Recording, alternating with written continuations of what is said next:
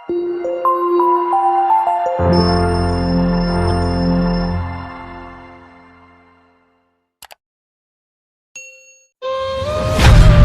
suatu hari Rasulullah SAW ditemui oleh malaikat Jibril. Rasul pun bertanya, "Ada apa wahai Jibril?" Jibril menjawab, "Wahai Muhammad, sesungguhnya hari ini Allah Subhanahu wa Ta'ala sedang mengobarkan nyala api neraka, dan seluruh para malaikat amat ketakutan.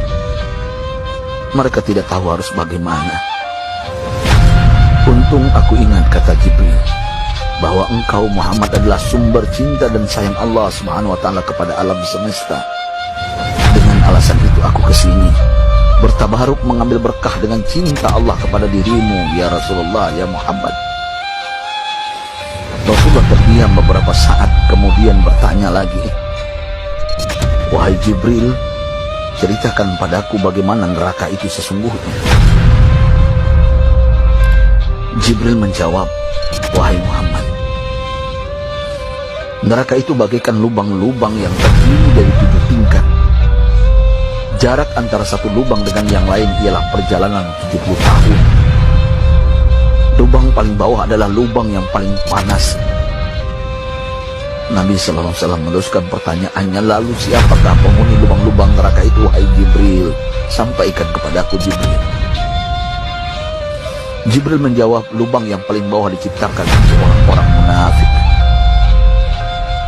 Lubang yang berikutnya untuk penyembah berhala, lalu untuk penyembah bintang dan matahari." Jibril terus menerangkan penghuni tingkatan neraka hingga lubang yang kelima, tempat umat Yahudi, dan yang keenam dihuni oleh umat Nasrani.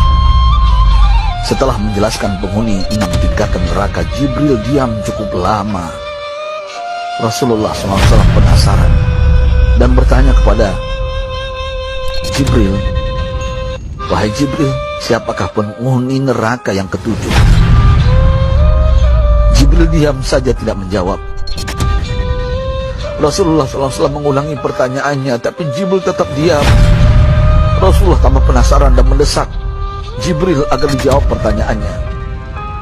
Akhirnya Jibril pun berkata, "Umatmu, wahai Muhammad, mereka itu para pelaku dosa besar di kalangan umatmu, yang dimana sampai mereka mati belum sempat bertaubat." Mendengar jawaban Jibril, Rasulullah langsung jatuh pingsan. Jibril merangkulnya dan meletakkan tubuh baginda di atas pangkuannya. Tak berapa lama Rasulullah SAW sadar dan langsung menangis bersimbah air mata dengan terisak-isak. Rasulullah mempertegas pertanyaannya, "Wahai Jibril, apakah benar ada di antara umatku yang masuk neraka?" Jibril menjawab, "Benar, wahai Muhammad, pelaku dosa besar di antara umatmu yang belum bertaubat." Setelah itu Rasulullah menghadap kiblat dan sujud kepada Allah dalam isak tangisnya. Sesekali dengan suara pelan beliau membisikkan kata-kata, "Ummati ya Rabb, ummati, ummati, ummati."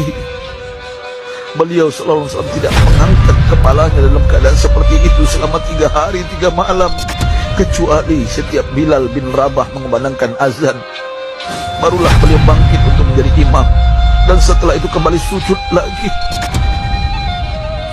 Pada hari ketiga Abu Bakar menyadari hal ini, beliau mengetuk pintu Rasulullah dan mengucapkan salam 3 kali, namun tidak terdengar jawaban. Abu Bakar sedih dan berseru di hadapan pintu Nabi besar Muhammad SAW, "Apakah ada jalan untuk masuk ke rumahmu ya Rasulullah?" Tetap tidak ada jawaban. Di jalan Abu Bakar bertemu sahabat Umar. "Mengapa engkau menangis, wahai Abu Bakar?" kata Umar. Abu Bakar menceritakan keadaan Rasulullah SAW. Maka Umar pun melangkah menuju rumah Rasulullah dan terjadilah hal yang sama. Umar pun pulang dan menangis. Di jalan Umar bertemu sahabat Salman Al-Farisi. Dengan terisak Umar bercerita kepada Salman hingga membuat dia amat sedih, namun tidak berani mengulangi hal yang sama. Salman melangkah menuju rumah Fatimah radhiyallahu anha dan menceritakan hal itu. Setengah berlari, Fatimah menuju rumah ayah tercinta dan mengetuk pintu sambil mengucapkan salam. Mendengar suara lembut putri tercinta, sejuklah dada Rasulullah. Beliau bangkit dari sujud dan membuka pintu. Alangkah terkejutnya Fatimah melihat Rasulullah ayah tercinta amat kurus dan pucat. Fatimah memeluknya lalu menangis, "Wahai ayah, apa yang terjadi? Mengapa engkau amat sedih seperti ini?" Rasulullah kembali menangis dan berkata dengan suara lirih, "Wahai Fatimah, belahan jiwa aku. Bagaimana mungkin aku tidak sedih sedangkan Jibril mengatakan akan ada kelak umatku yang akan masuk neraka." Subhanallah, betapa besar cinta Rasulullah kepada kita umatnya. Sahabatku, Rasulullah mencintai kita. Antaman ma'aman ahbabta, engkau akan berkumpul dengan orang yang kau cintai. Mari kita mencintai baginda Nabi besar Muhammad SAW yang mencintai kita umat yang tidak rela kita masuk neraka. Mari kita mencintai beliau dengan berselawat. Sahabatku, sampaikan, Rasul mengajarkan kepada kita, "Mandalla ala khairin falahu mislu ajri fa'ilin." Siapa yang menunjukkan kepada kebaikan, maka dia akan mendapatkan pahala seperti orang yang mengerjakannya.